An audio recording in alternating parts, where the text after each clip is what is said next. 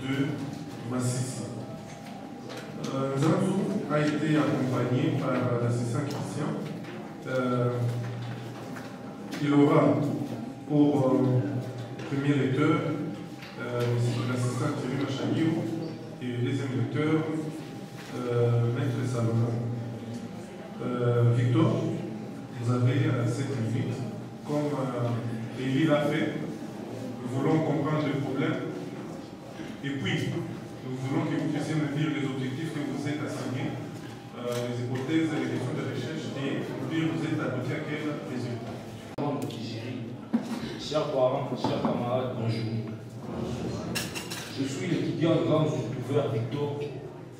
Je suis au-devant de vous pour vous présenter les résultats de mes recherches qui ont porté sur des modes extrajudiciaires de règlement des conflits fonciers en RDC, cas du territoire de Massissi.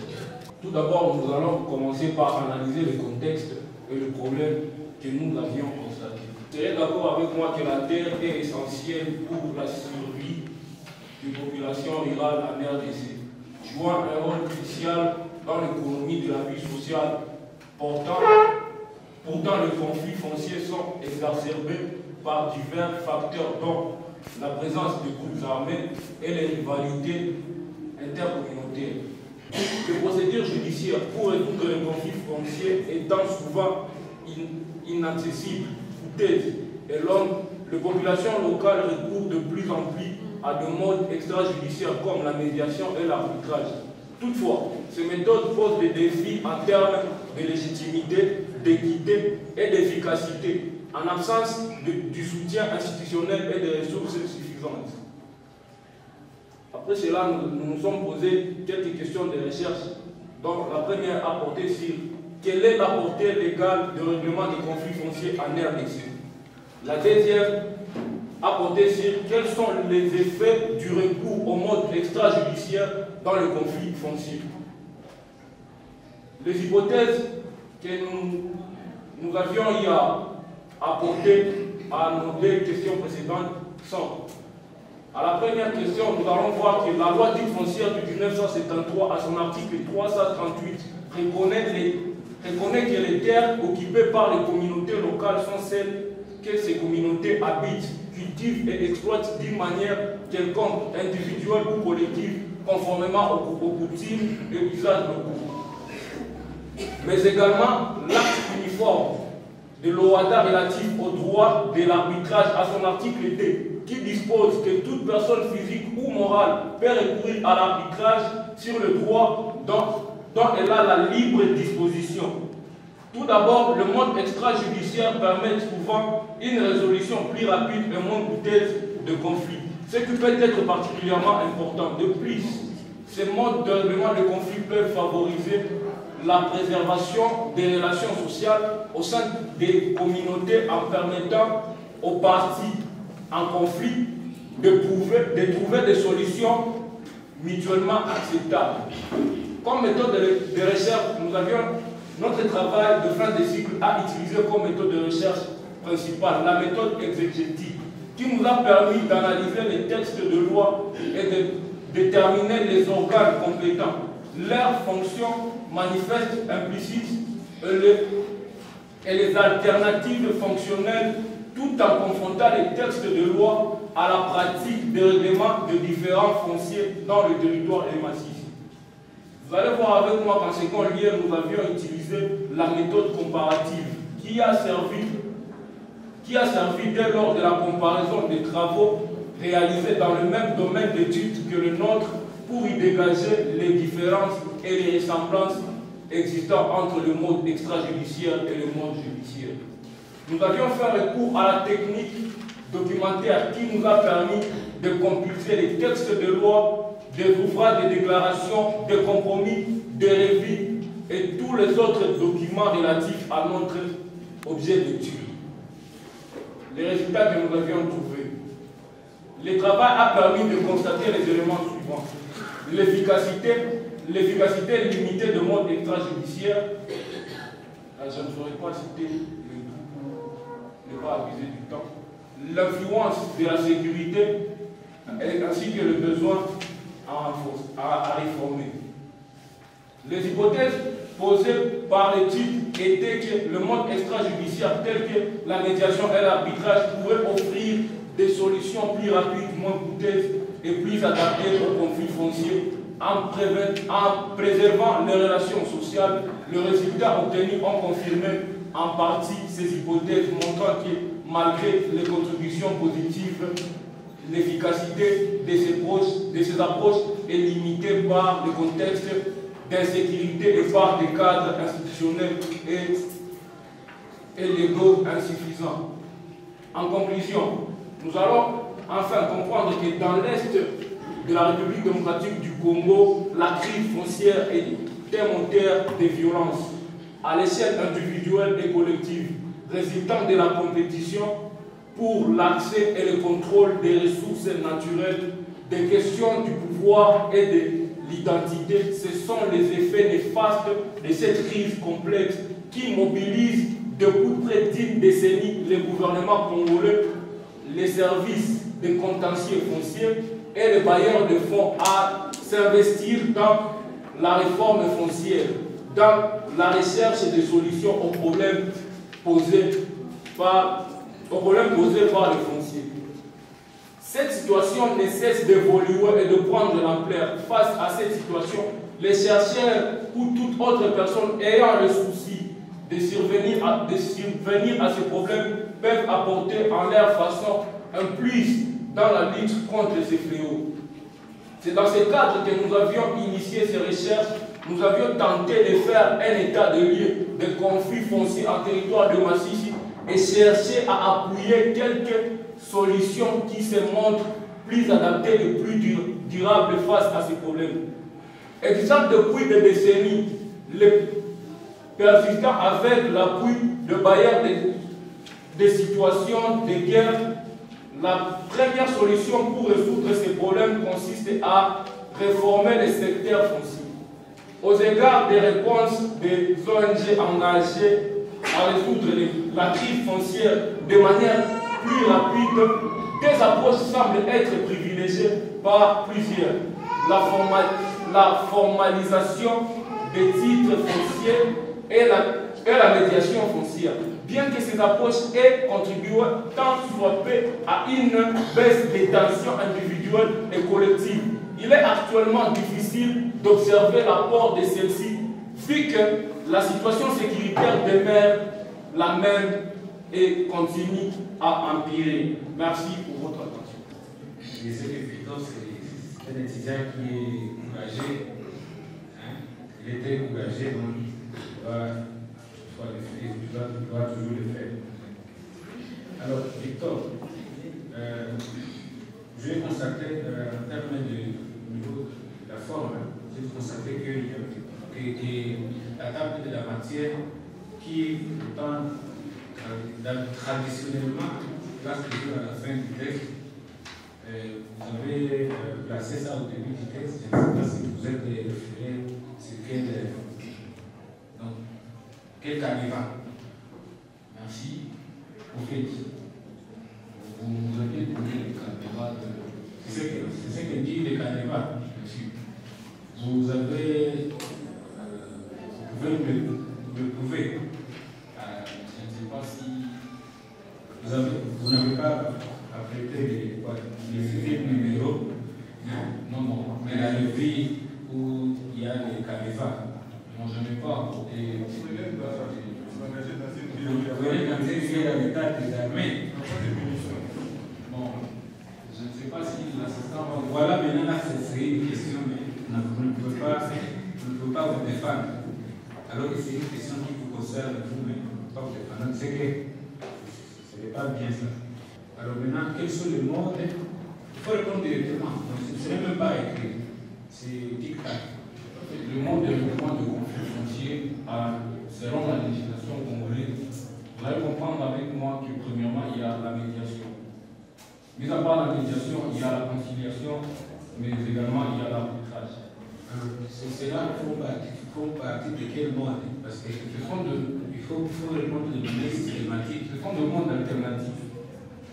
Alors, à part le monde alternatif, c'est bien. Tu as trouvé. quel type de mode et règlements préconise ou bien prévoit les droits positifs congolais. Je dirais faire du coup à la justice. C'est ça, c'est quel mode faire du coup à la justice. Vu que moi je parlais de mode extrajudiciaire, y a-t-il une différence entre le mode judiciaire et le mode juridictionnel? Je n'ai pas d'informations sur ça, mais c'est toi l'expert. Mais je pense qu'il n'y a pas une différence. Alors, pourquoi ne pas dire mode juridictionnel? Moi,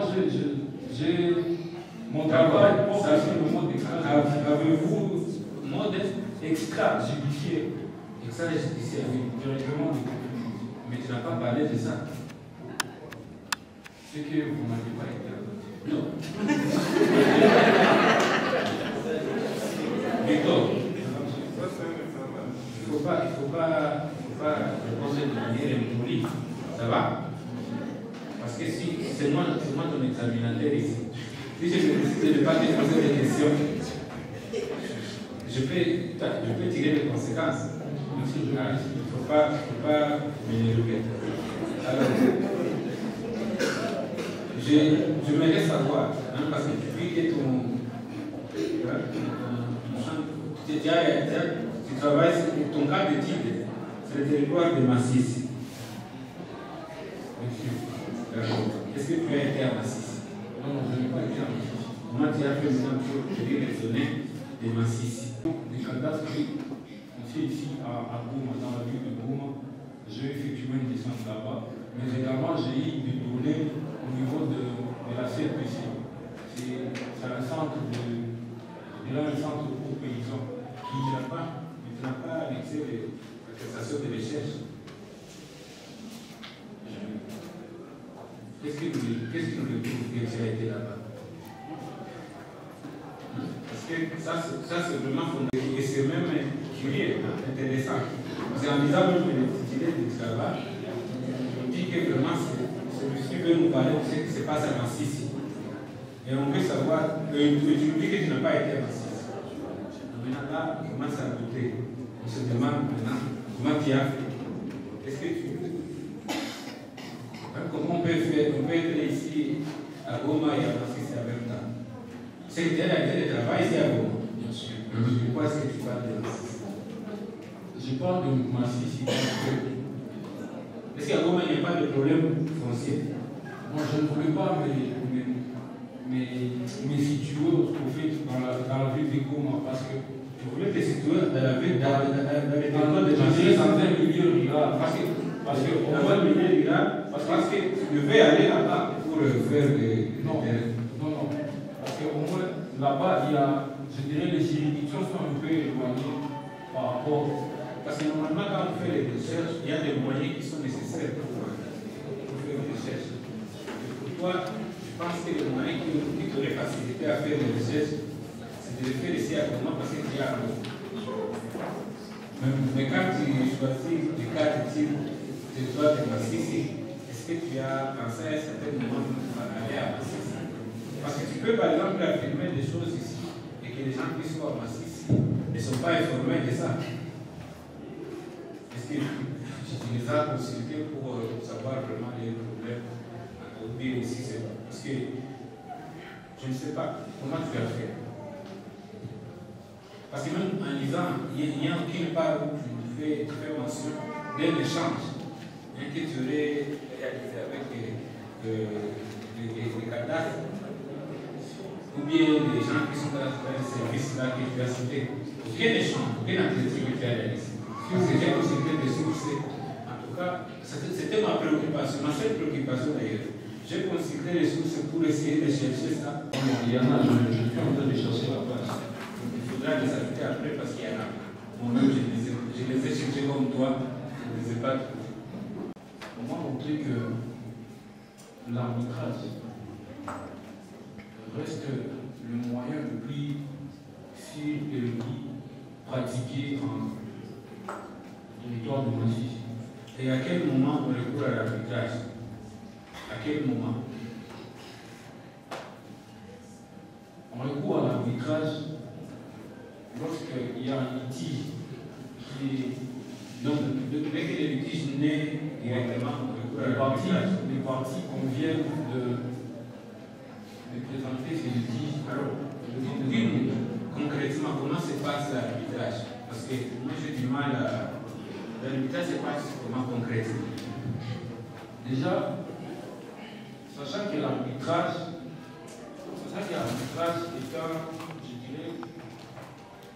est une procédure. Est une procédure dans le cas. C'est une procédure ou c'est un moyen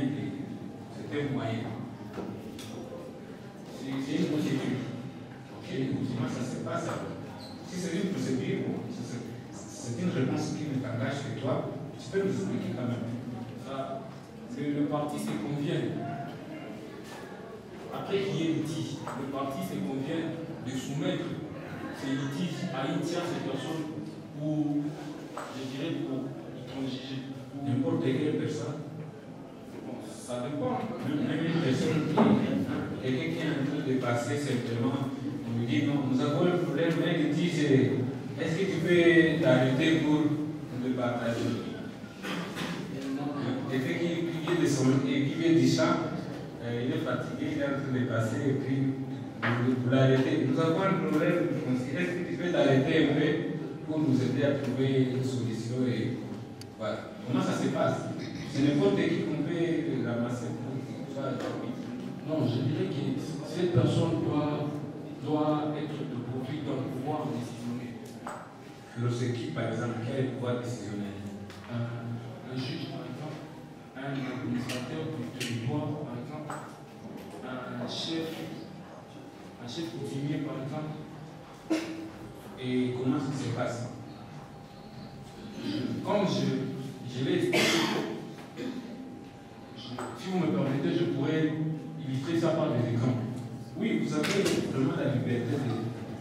Moi et Joyce, nous nous attendons à un problème de, je dirais, délimitation parcellaire. Oui. Joyce, déjà sachant que la justice est écoutée, nous deux, on n'a pas, en tout cas, assez de moyens pour, je dirais, pour partir devant les instances juridictionnelles. Moi et Joyce, on décide, on s'est dit, bon, vu que nous deux... Quel est le soubassement en droit? Est-ce que l'arbitre va trancher le litige en se basant sur sa propre compréhension de l'affaire ou doit se fonder sur le texte juridique? Déjà, l'article 110 de la loi dite foncière donne ce mandat à un arbitre de pouvoir. Mais il va utiliser le droit. Il va utiliser le droit. Comment? Expliquez-nous comment. Monsieur, nous savons tous que le principe, dans ces cas précis, le principe d'Ato Ngumbi va intervenir.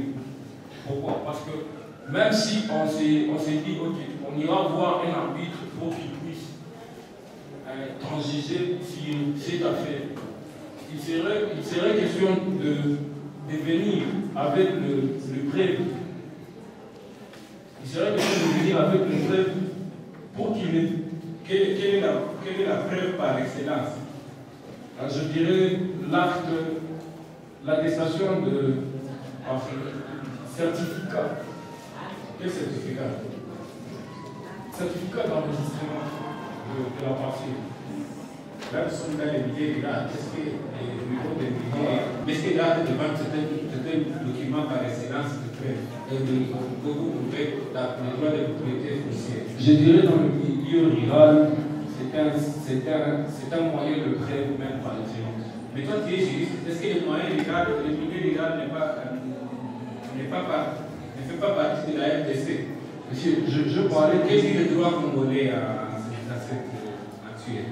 Parce que le droit congolais qui doit nous servir comme un guide. C'est comme tous les chrétiens, la Bible. Je ne me suis pas basé beaucoup plus sur les textes juridiques.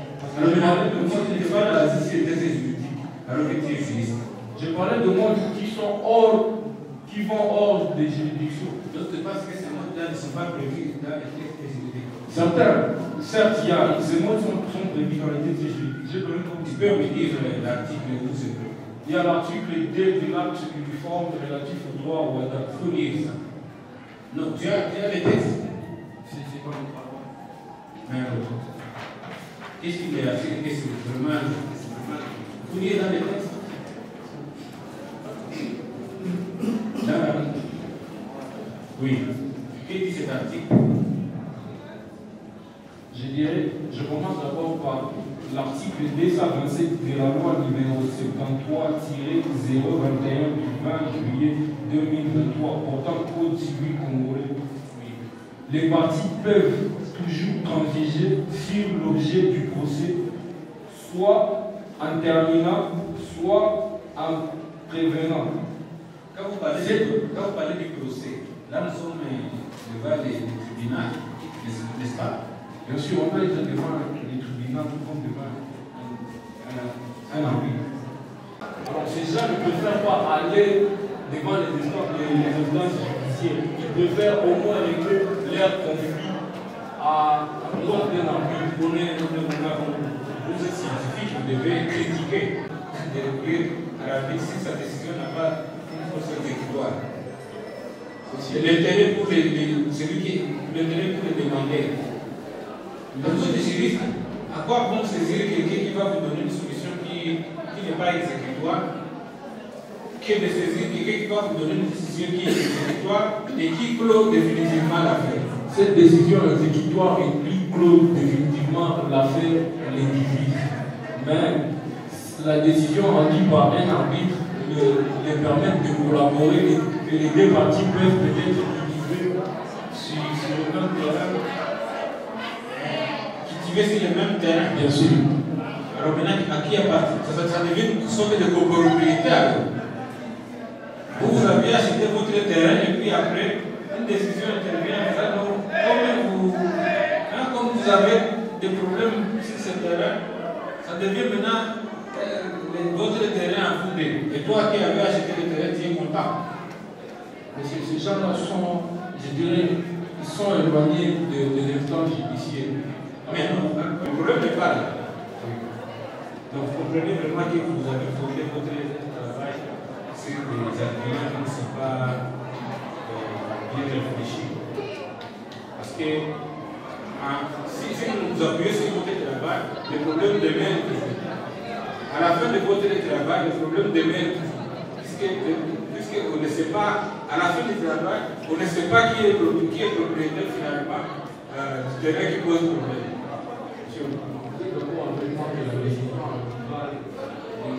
Oui, c'est ça le problème aussi. Le problème, c'est qu'à la fin, le terrain devient maintenant une copropriété. Un terrain qui était censé appartenir à une personne entre les deux qui la main. À la fin, on ne sait pas si ça appartient maintenant à qui. C'est que le problème de justice est demain. Et en tant que juriste, on ne peut pas vraiment s'être satisfait là où la justice n'a pas vraiment.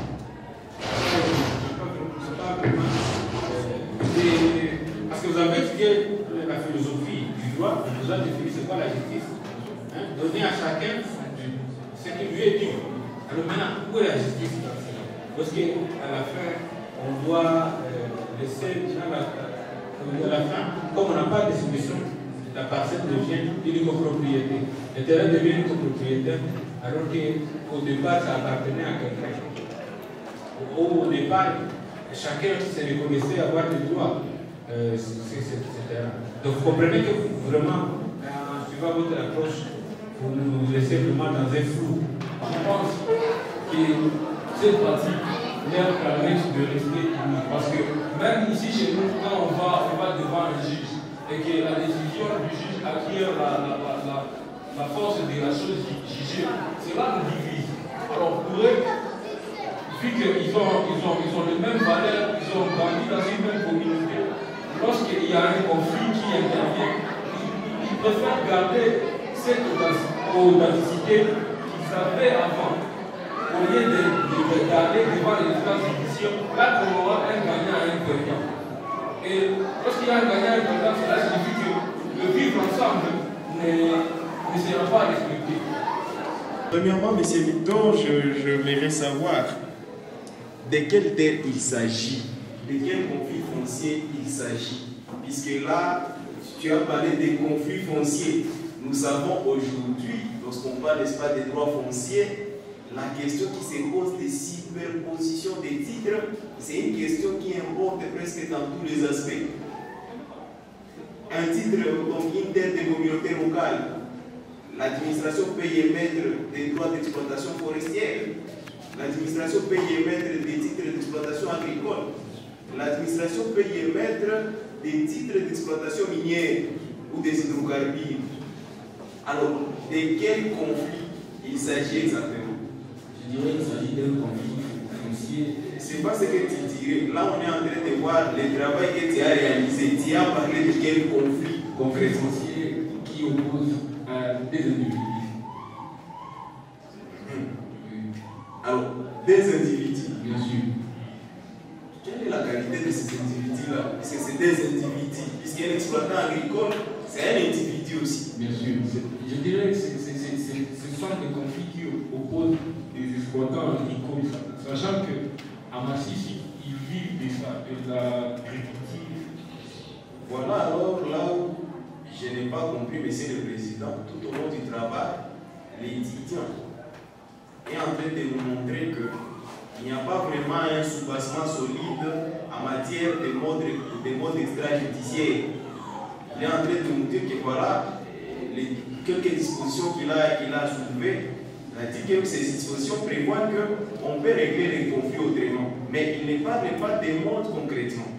Alors, j'aimerais me rassurer, avec votre permission, Monsieur le Président, si ce postulat est correct. Vous êtes sans ignorer que la loi dite foncière, elle a été modifiée, j'ignore l'année, mais je sais qu'elle a été modifiée.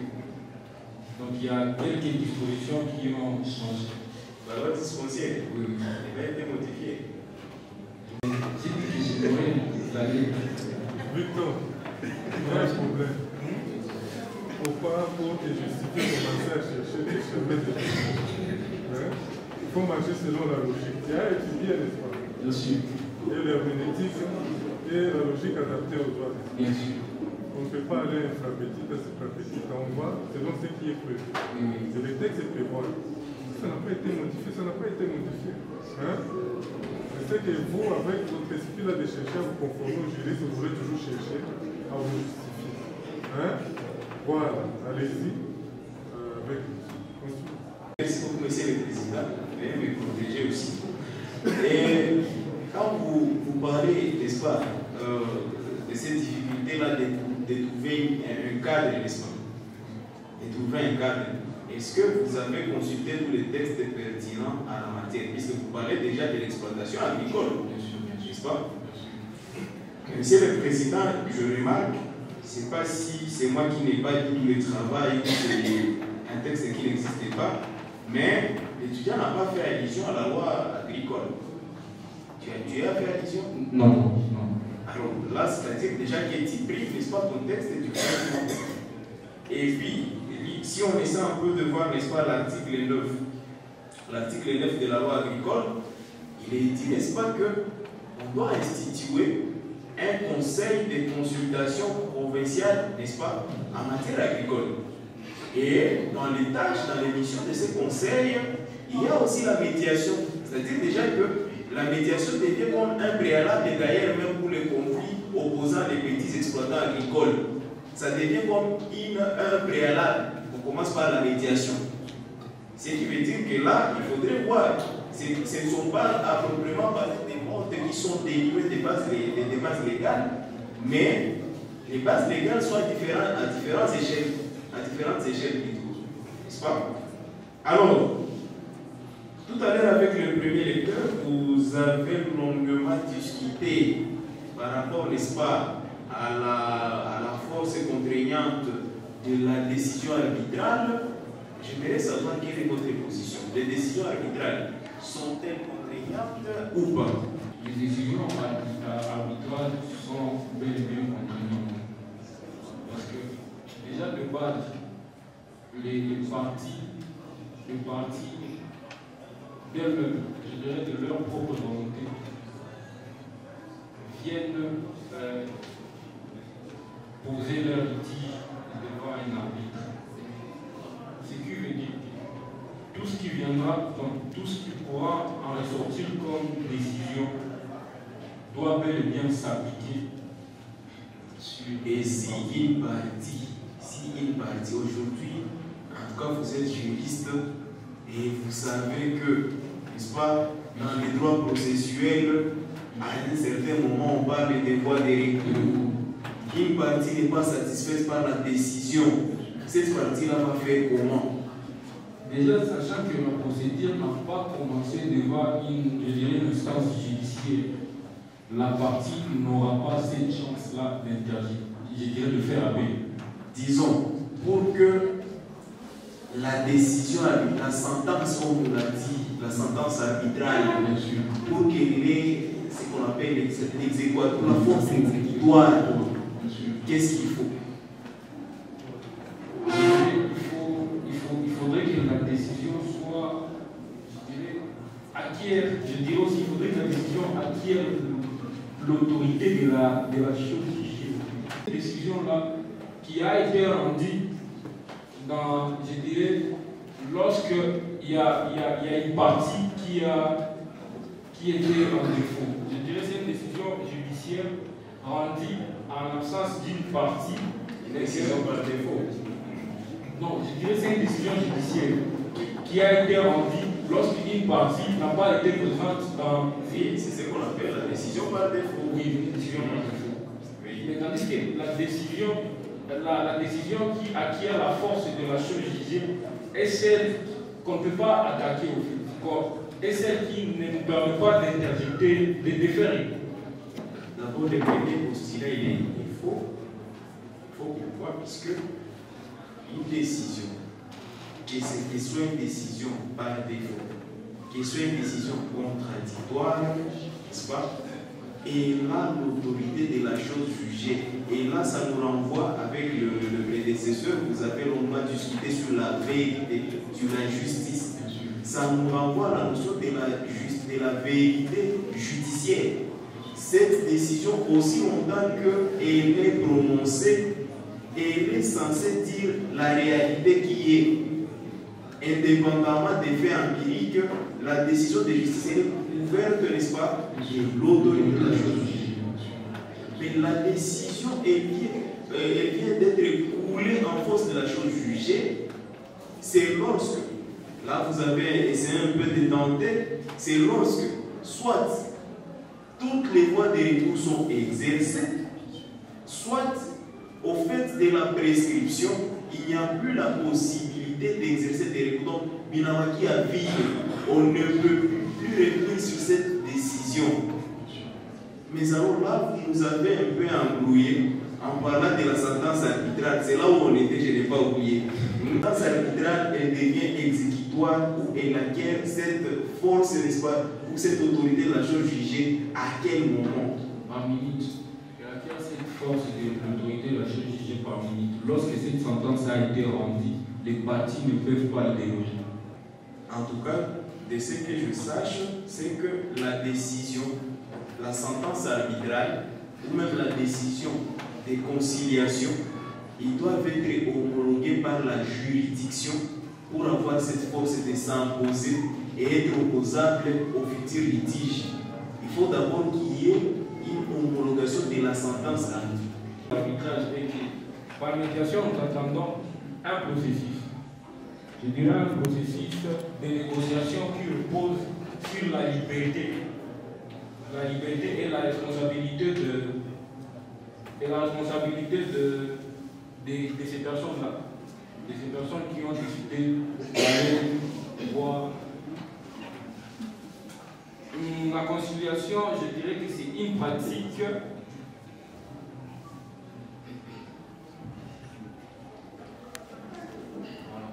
La conciliation est une pratique de règlement des conflits. La conciliation, c'est une pratique de règlement des conflits. Tandis que l'arbitrage. Là, en tout cas, tu es comme on est tiré. Tu veux nous servir, mais tu es en train de nous servir avec hésitation. quand il nous dit que la conciliation, n'est-ce pas, c'est une pratique de règlement des conflits, est-ce que la médiation, c'est un règlement des conflits aussi? Bon, la différence, c'est que la conciliation est assistée par un tiers. Par un tiers. Et la médiation? La médiation.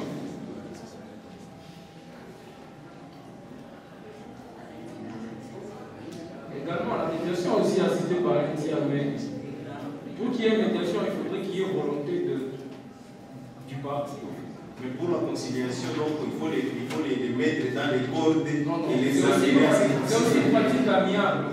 La conciliation est aussi une pratique amiable. À l'amiable. Oui. Donc c'est la même chose. Bon, je ne dirais pas que c'est la même chose parce que.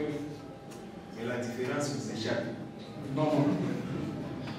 La médiation repose sur les démarches, au fait des démarches volontaires, la médiation. Tandis que la conciliation, bon, ça se fait juste entre les parties. Entre les parties. Voyez-vous, M. Victor, quand tu as donné l'exemple entre toi et Joyce, je ne sais pas pourquoi. Mais imaginez, M. Victor, vous êtes là, vous êtes en conflit. Le médiateur, quel est son rôle? Son rôle, c'est vous amener à trouver un terrain d'attente sans pour autant vous exiger. C'est ça la démarche volontaire que tu as dit. Et vous amène à dire, mais si, par exemple, tu pourrais laisser cette partie ici, mais quand même, tu vois que déjà tu as un arbre de ton côté, est-ce que ça ne peut pas marcher? C'est pas comme vous avez répondu à mon prédécesseur disant qu'on va vous dire cultiver ces champs à deux. Non. Là, on fait une décision pour vous amener à concilier vos intérêts, la médiation. Donc, c'est une démarche qui vous amène à amener vos intérêts au moins dans un terrain d'entente, n'est-ce pas? La conciliation, là, on amène, donc la personne qui est appelée à vous concilier, il a un rôle plus actif, n'est-ce pas? Le rôle devient plus actif que dans la médiation. Il ne va pas vous abandonner à vous-même, mais il va à chaque fois vous amener, n'est-ce pas, à vous fixer des lignes de conduite. L'arbitrage. Non, tu ne vas pas répondre. Est-ce que tu as fait exprès de louper ça? Donc, laisse-moi finir, tu as fait exprès. L'arbitrage, là, ça devient comme une application de la loi. L'arbitre, il est au fait presque couvert de l'autorité du juge, n'est-ce pas? Sauf qu'il est dans les formels, ce n'est pas dans les juridictions formelles. Alors, l'arbitre, il va dans l'application de la loi et là, il sort une décision qui s'impose. Une décision qui s'impose. Et alors, c'est là que les parties doivent décider et dire voilà, nous faisons une clause d'arbitrage, nous disons au juge, nous allons régler notre question auprès d'un arbitre. Ouais. Donc, voilà, je crois que, Monsieur le Président, à ce niveau-là, pendant les corrections, on pourra développer plus, n'est-ce pas, avec les candidats. Là, aussi des observations. Et la première, c'est par rapport même au volume. On vous accuse, on vous taxe de quelqu'un qui a envie de bien faire, mais qui est réticent. Les informations ne sont pas, n'est-ce pas, suffisantes pour étouffer, n'est-ce pas, votre travail. Vous faites un travail en tout cas de qualité, un travail qui rencontre même les vécus, du point de vue culturel, sociologique, n'est-ce pas, l'homme africain, n'est-ce pas? C'est le problème qui arrive chaque fois. Le problème est aux étudiants, plus les conflits fonciers, n'est-ce pas, touchent nos milieux et autres types de conflits, n'est-ce pas? Alors c'est un travail que vous devrez normalement mener avec un cœur à courage. Hein, Victor? Faut pas faire, vous n'êtes pas fainéant, vous êtes courageux, mais quand je vois ce que vous faites aussi, vous fâchez par moi. Il y a aussi une remarque. Vous faites le terrain, il n'y a rien qui prouve, n'est-ce pas? Parce que c'est ça la véracité de la science. Du point de vue méthodologique, on essaie de vous les répéter aussi. Il y a différents types, n'est-ce pas, de recherche. Il y a la recherche qualitative et la recherche quantitative, n'est-ce pas? Vous pouvez, du point de vue recherche, choisir l'axe. Et nous, dans la manière de réfléchir, n'est-ce pas, nous misons plus sur les qualitatifs. Parce que nous voulons faire quoi? notre logique, les faits précèdent les droits. Et nous voulons comprendre exactement les faits. Qu'est-ce que les faits nous disent par rapport à ce que la loi a prévu? Et pour comprendre ça, dans la démarche, et quand nous vous voyons ici, nous voyons la question que vous êtes en train d'étudier, n'est-ce pas? Le mode alternatif. Victor, il serait question de faire quoi? D'aller rencontrer les communautés. Il ne faut pas dire guerre à faire à sorte que je ne sois pas là, non. Et quand vous allez rencontrer les communautés, vous n'allez pas seulement l'approche communautaire nous oblige d'avoir un document qui vous demande de faire, de mener des recherches, l'attestation, mais aussi dans la démarche méthodologique. Comme c'est plus qualitatif, tu veux comprendre, n'est-ce pas? Tu veux comprendre les phénomènes. Et tu ne vas pas créer. C'est la communauté qui va vous dire. Chaque fois qu'il y a un souci, nous résolvons de la sorte. Et vous n'irez pas comme un militaire qu'on amène au front, désarmé sans armes, et l'arme d'un chercheur, surtout en matière qualitative. Nous savons, soit nous observons le comportement, les gens qui vivent dans les milieux. Il y a ce que nous appelons guide d'observation. Et s'il faut engager des décisions, soit nous allons faire quoi? Nous allons utiliser des guides d'interview. Ou encore, parce qu'on voit que les juristes ne peuvent pas réfléchir de la sorte, non. Soit, vous faites asseoir, vous prenez le point de vue.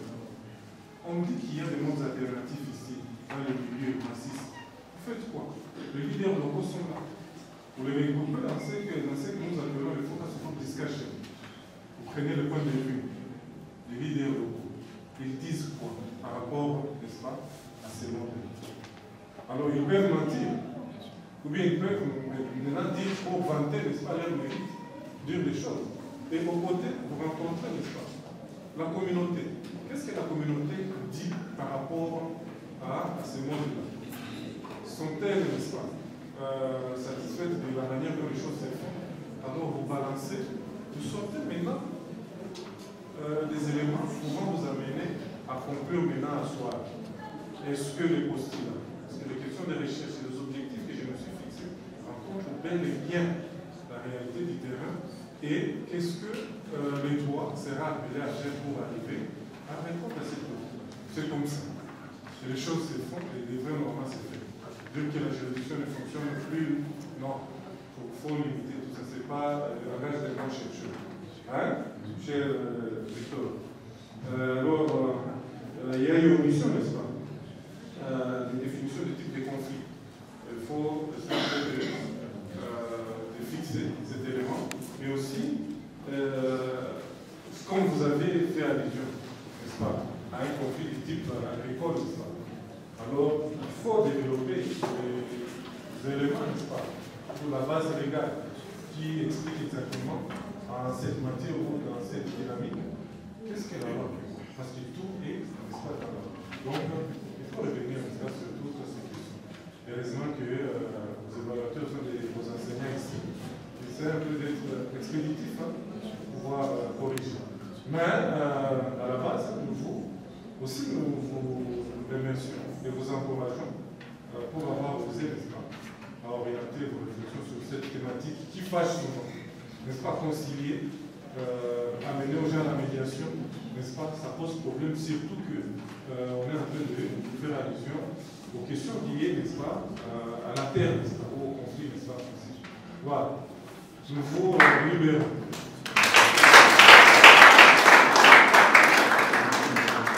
Nous procédons par la proclamation. Nous appelons les récipiendaires ici devant.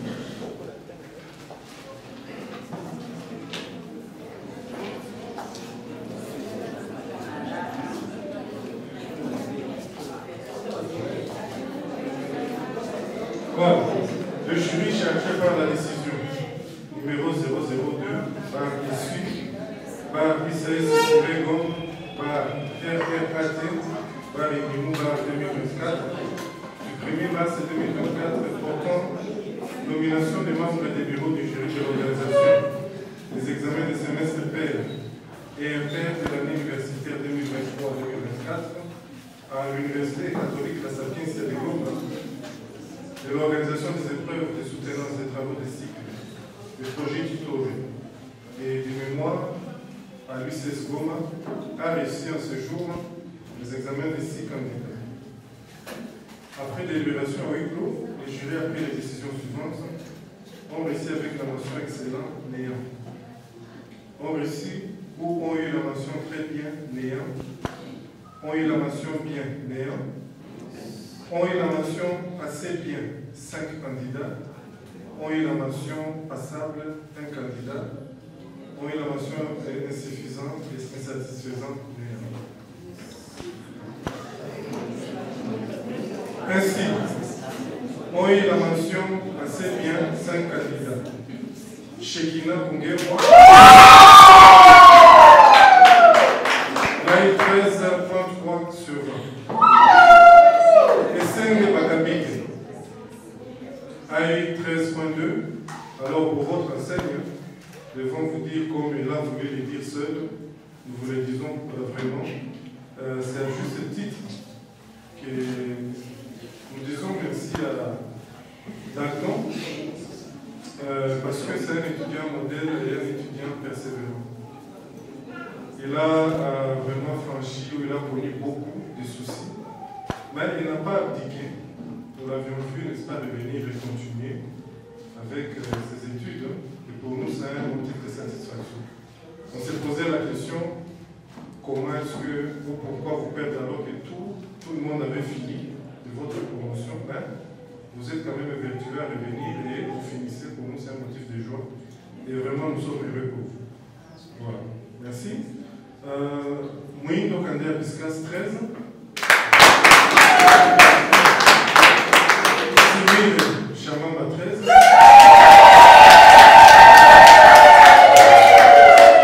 Victor Nzanzo 12.6.